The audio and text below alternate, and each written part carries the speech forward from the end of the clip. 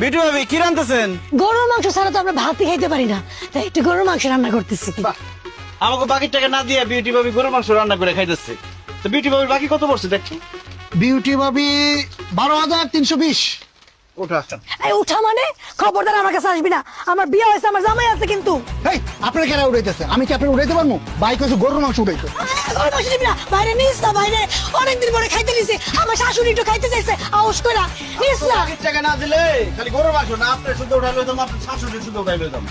হায় হায় রে, এত কষ্ট করে গরুর মাংস রান্না করছি, মকলেস তুই নিয়ে গেলি তো, তুই পারলে টাকা উঠাইস, তোর বাকির টাকা আমি জিন্দেগিতে দিব না।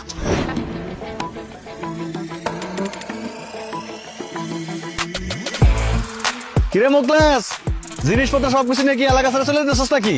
বাকির টাকা উঠাইতেছি, যে যে বাকির টাকা না দিতেছে তার ঘরের থেকে সব জিনিসপত্র লই যাচ্ছি। ঠিক আছে উঠা উঠা। এই খারা খারা খারা, এই ওর কাছে কয় টাকা পাই? 5,500।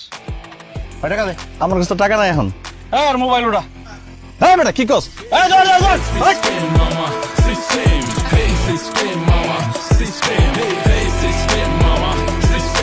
এই কি ভাবছিস তুই? দৌড়ে পালা যাবি? তোর বাইক যেমন হাড়ি পাতিল যা আছে, যে জিনিসপত্র পাবো সব লয় আমো। পলায়া যাইব ভাই।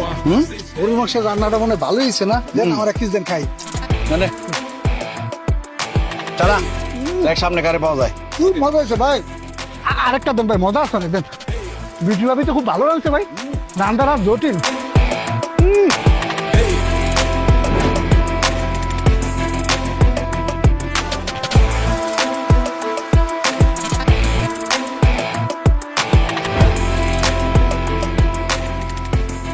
হানিফ, তাহলে কত টাকা কালেকশন হইলো?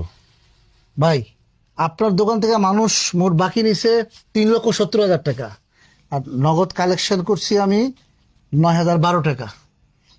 আর সাইকেল, ছাগল, চেয়ার, টেবিল, হাড়ি পাতিল, টিভি, হাঁস মুরগি এগুলা যে নিয়ে আইছি সব যদি বেশি তাহলে কত 50-60,000 টাকা বেচতে পারবো।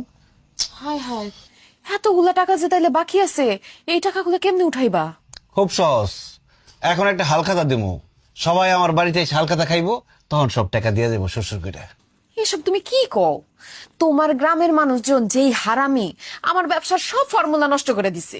দেখা যাবো হালখাতার খাওয়া ঠিকই খাওয়া যাইবো, কিন্তু 1 টাকাও ফেরত দিব না। কি যে বলো তুমি!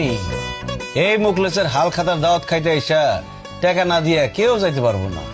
আমার হালখাতার মধ্যে থাকবে একটা বিশেষ আকর্ষণ, ওই আকর্ষণের মধ্যে এসে সবাই টাকা দিয়ে দেখবো। তাছাড়া হালখাতার মধ্যে থাকবো স্পেশাল কাচ্চি বিরিয়ানি আর মিষ্টি। জীবনেও দিব না।